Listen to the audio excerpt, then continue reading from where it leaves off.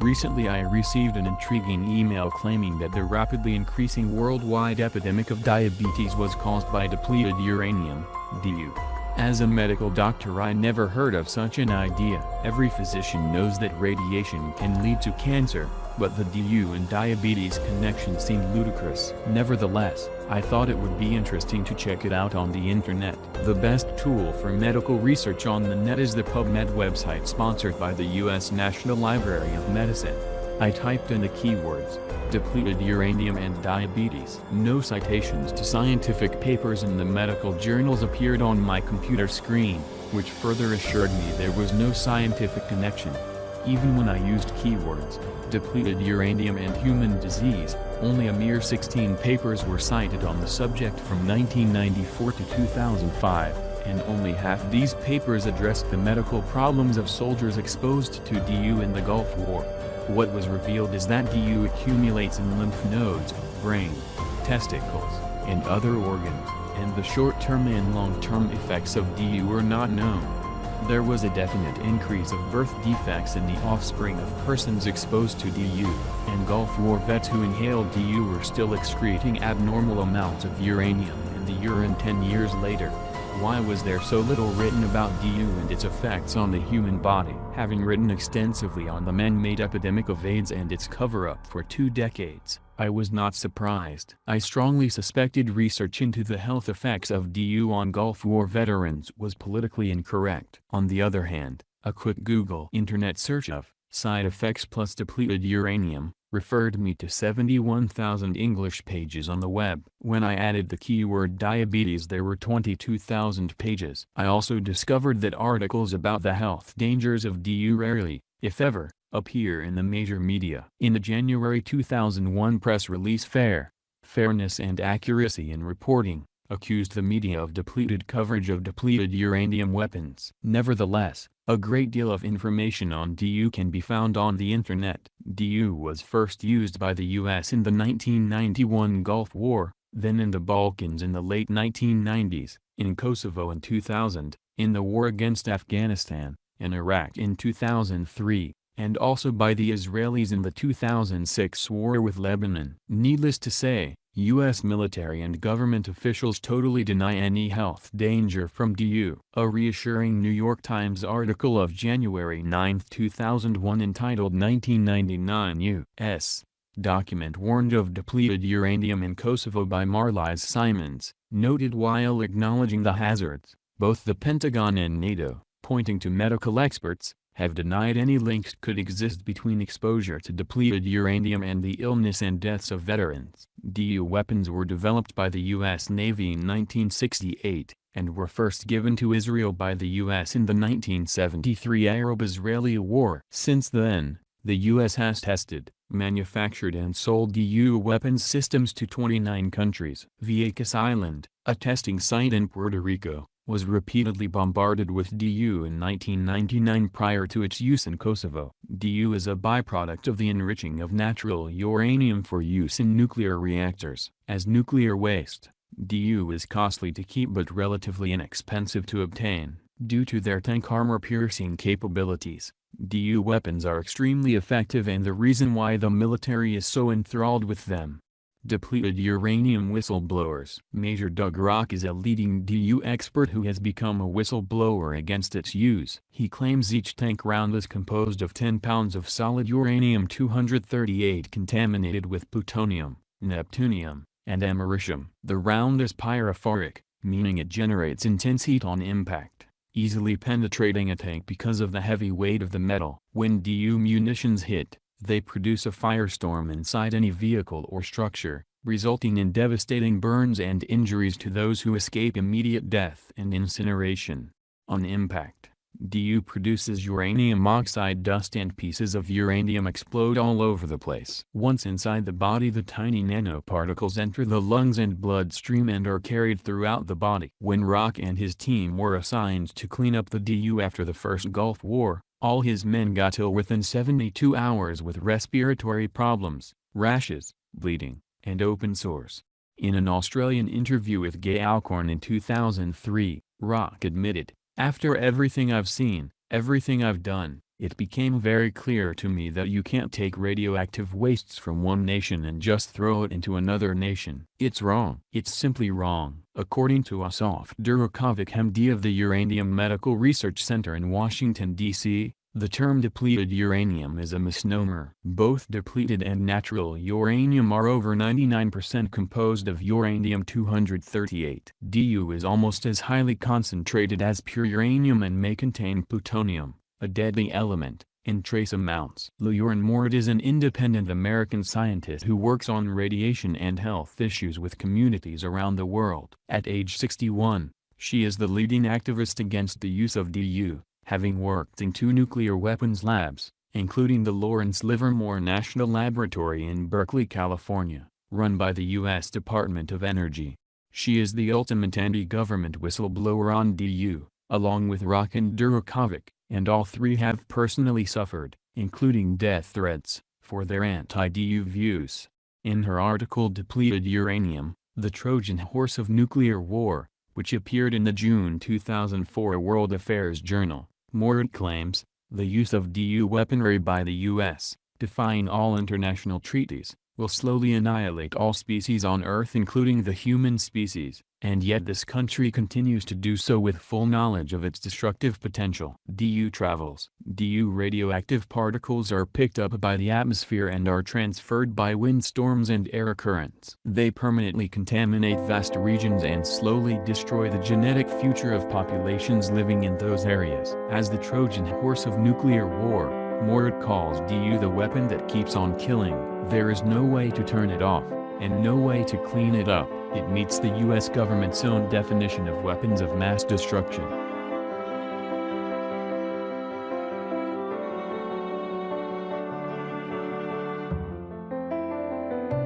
Depleted uranium over the United Kingdom. Du has a very high affinity for cellular DNA and permanently damages it. Du is the 4th generation of nuclear weapons. First came the atomic bomb, then the hydrogen bomb, then neutron bombs, and now Du. Mord claims the contaminated Du dust from the Middle East gets absorbed into the atmosphere. Via dust storms and air currents it ends up in Europe and Britain. Eventually it spreads and gets absorbed into the atmosphere globally. There is no safe place, no possible way to escape it. Mord's concerns are confirmed by a 2006 report from England by Chris Busby and Saoirse Morgan, appearing in European Biology and Bioelectromagnetics, entitled "Did the Use of Uranium Weapons in Gulf War II Result in Contamination of Europe?" Data, obtained with the help of the Freedom of Information Act, from the Atomic Weapons Establishment at Aldermaston, Berkshire, UK, revealed that after 9 days of the shock-and-awe start of the Iraq War on March 19, 2003, much higher levels of uranium were picked up on 5 sites in Berkshire.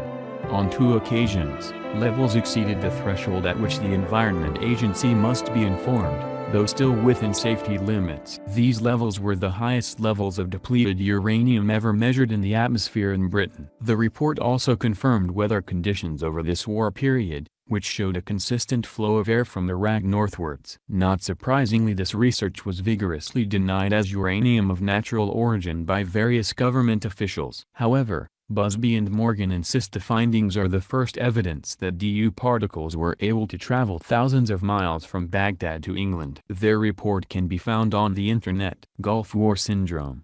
About 300 tons of Du were dispersed over Iraq in 1991. Yet the U.S. Department of Defense, DoD, has found little health risk to soldiers who inhale Du and continues to claim exposure to Du is safe. Nearly 580,000 soldiers were deployed in the war. 294 soldiers died and 400 were wounded or became ill. As of year 2000, there were 325,000 on permanent medical disability, and over 11,000 have died. Obviously something serious happened to the health of these men and women who served in the Gulf. Du is known to be neurotoxic. Gulf War vets are twice as likely to come down with ALS, Lou Gehrig's disease, than vets who did not serve in Iraq. ALS, a fatal neuromuscular disease, is now considered a service-connected disease and vets can get disability. Gulf War vets have nearly twice the prevalence of chronic multi-system disease than soldiers who served elsewhere at the same time. But so-called Gulf War syndrome continues to be denied as a specific illness. The Department of Defense's evaluation does not consider GWS as a unique syndrome,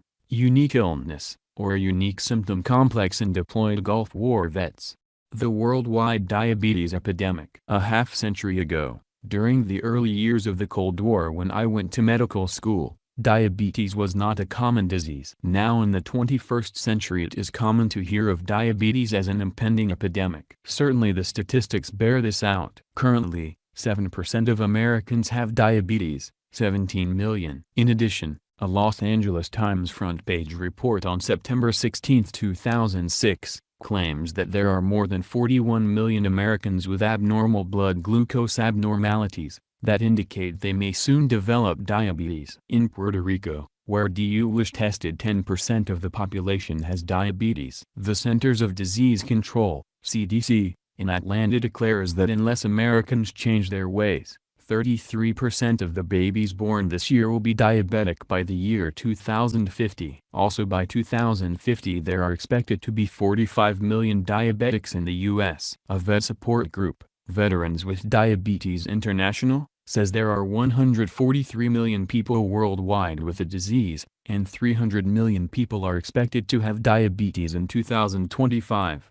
Type 1 diabetes, most often seen in children and young adults, comprises 5 to 10% of the cases. Type 2, a metabolic disorder resulting from the body's inability to make enough or properly use insulin, frequently strikes adults, especially obese adults.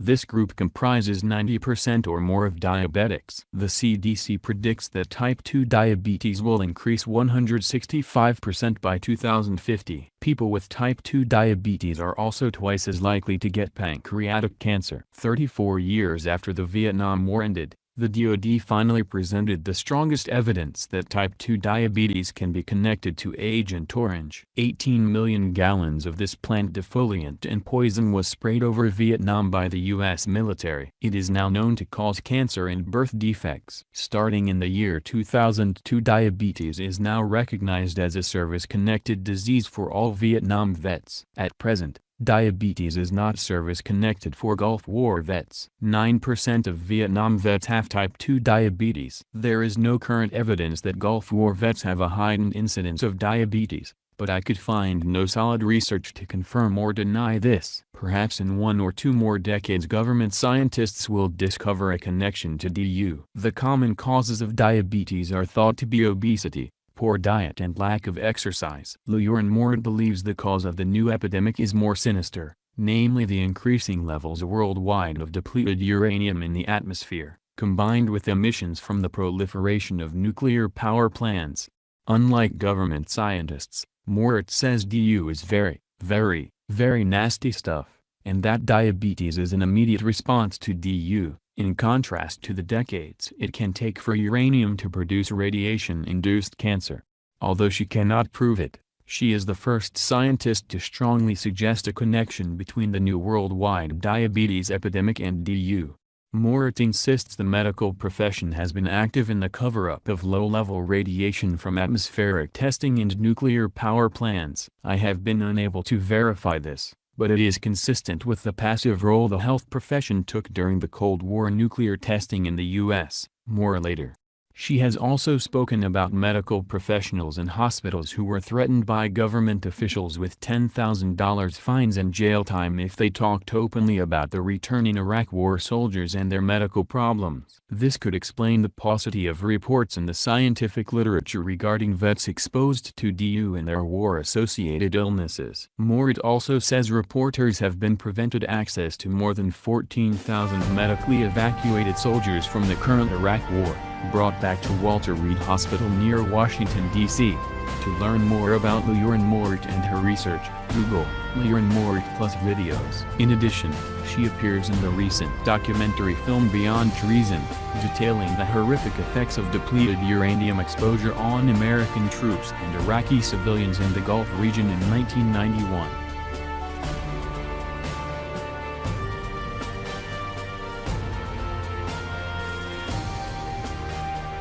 Is depleted uranium safe? Ronald L. Catherine is Professor Emeritus at Washington State University and a leading authority vouching for the safety of DU. Unlike Major Rock, he does not appear to have ever served in the military or to have come in contact with DU on a battlefield. Nevertheless, his opinions carry a lot of weight in the scientific world. Catherine does not dispute the fact that military personnel who may have had contact with DU are suffering from various illnesses, but he believes that exposure to uranium is very unlikely to be the cause. Writing for the Portland Independent Media Center on July 3, 2005, he declares, "Health physicists are deeply concerned with the public health and welfare, and as experts in radiation and its effects on people and the environment, are quite aware that something other than exposure to uranium is the cause of the illnesses suffered by those who have had contact with depleted uranium from munitions."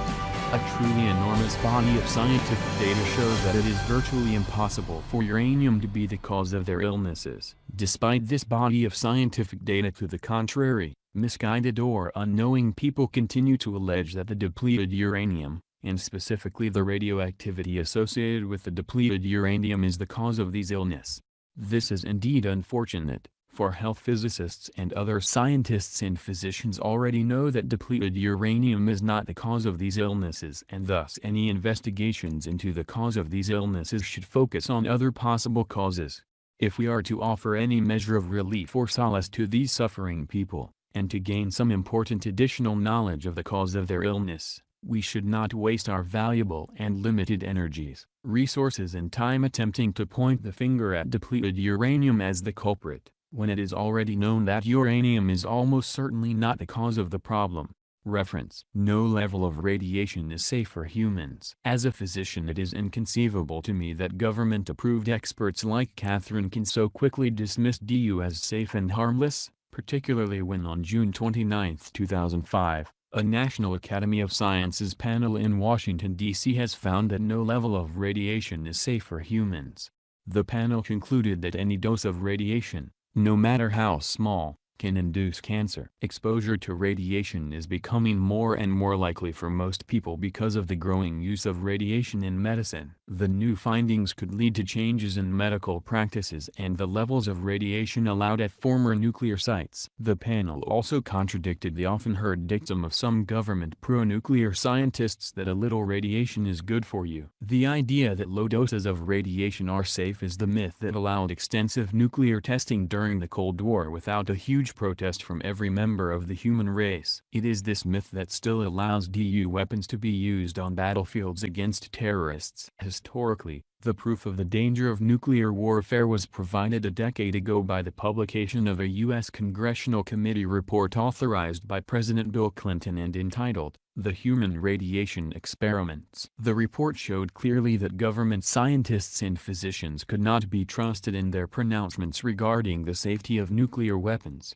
Even worse was the documentation of countless covert and secret radiation experiments conducted on unsuspecting citizens during the Cold War in the name of science. Unfortunately, this horrific 1996 report did not deter Clinton from allowing DU weapons in Kosovo in 1999, nor did it deter President George W. Bush, who authorized their use again in Afghanistan and Iraq. Anyone with internet access can simply Google the human radiation experiments for details of the shameful science surrounding nuclear testing and the disastrous health effects on unsuspecting American citizens.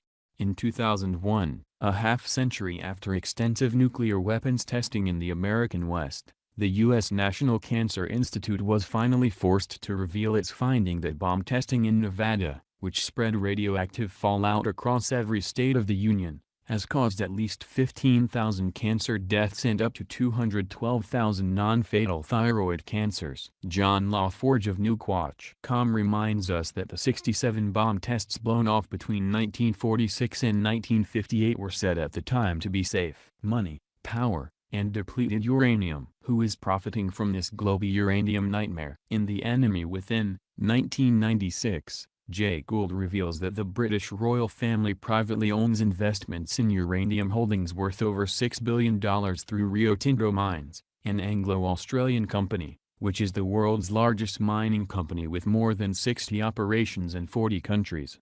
Africa and Australia are two of the main sources of uranium in the world, and the Rothschilds control uranium supplies and prices globally. Gould notes that nuclear radiation has brought dramatic increases in breast cancer mortality, especially in communities 50 to 100 miles downwind from nuclear reactors.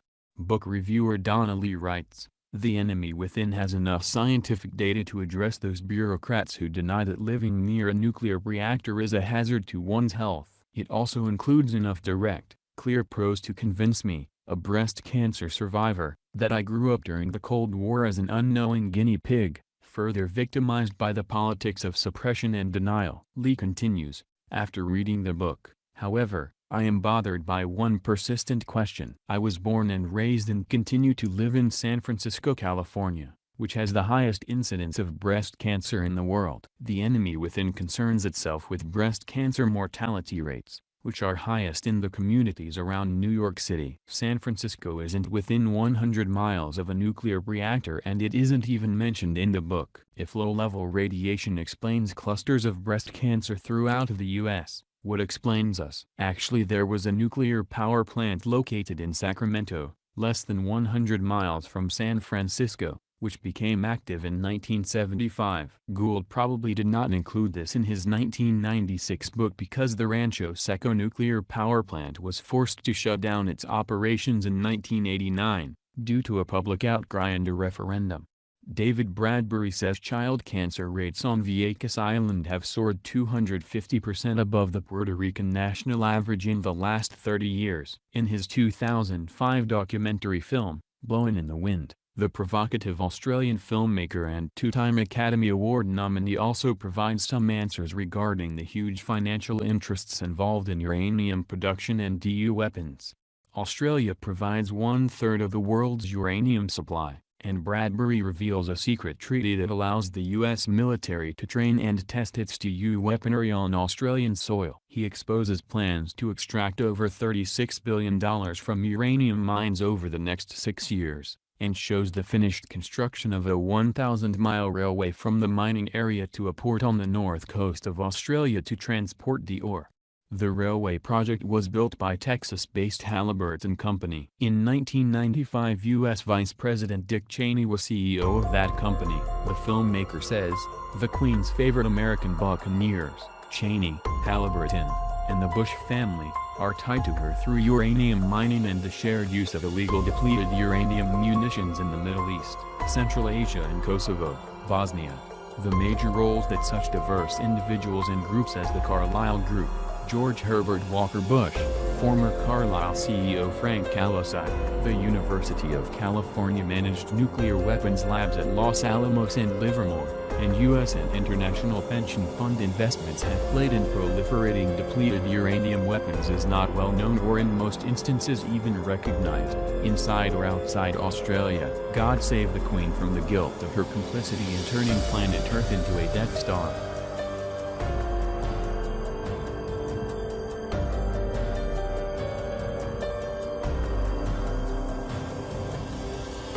Depleted uranium and the war on terror. There is nothing more terrifying than the thought of exposing all life forms on the planet to DNA-altering radiation in order to provide us with safety and democracy. It is truly diabolic to think that the destruction of the planet is now occurring with so few people comprehending what is going on, and still fewer people taking an active stand against this tragedy.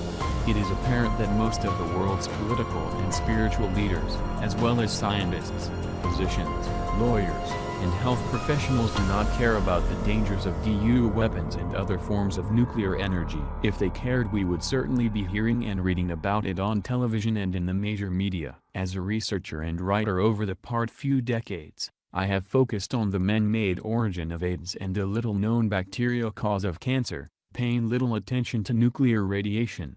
However, in 2001 I wrote an article entitled "The Human Radiation Experiment: How Scientists Secretly Used U.S. Citizens as Guinea Pigs During the Cold War," which was published in the September to October 2001 issue of New Dawn, and is posted on several websites. But I must admit I was unaware of the serious planetary problems posed by DU. I simply assumed that no civilized and peace-loving country would ever be reckless and heartless enough to use these radioactive weapons. How wrong I was. What I find most pathetic and inconceivable is that we have learned nothing from the detrimental health effects unleashed by the atomic bombing of Japan, and nothing from the nuclear testing horrors of the last half of the 20th century. Instead, we continue to contaminate vast areas of the world with radiation we don't know how to get rid of. I remember as an 11-year-old boy how jubilant everyone was by the atomic attack on Hiroshima and Nagasaki in August 1945, which brought the war to a rapid end. A half-century later, my Caucasian niece married a Japanese-American man. Shortly after the wedding, she noticed a lump in his neck, which proved to be thyroid cancer. His mother was a child when she lived 50 miles outside of Hiroshima when the bomb was dropped. Decades later, in her 40s, she was diagnosed with thyroid cancer, undoubtedly due to the radiation fallout. The doctors considered the possibility that my niece's husband might have developed thyroid cancer because of radiation-altered and thyroid cancer-causing genes passed on to him by his mother. Of course, the family wonders if their two young children will eventually also get thyroid cancer. Who would have thought that the atomic bombing of Japan in 1945 would have a cancerous effect 5 decades later on my family living in California? A few years ago I developed a thyroid nodule, which was biopsied and proved non-cancerous. As a teenager in the 1950s, I received superficial radiation treatments for acne at the recommendation of a well-known New York dermatologist, a treatment that was later banned because of its potential to cause thyroid cancer. It is almost a cliché to remind people that all of us are connected. The fallout from DU and nuclear energy now binds us all together in an increasingly radioactive planet. No one is immune from the deleterious effects of radiation, and no one knows how to clean it up. What can we do about it? The only thing we can do is to stop the madness immediately. However, power and greed and politics and religion make that highly unlikely. We have met the perpetrators of the new radiation-induced war on terror. And, sadly, it is us.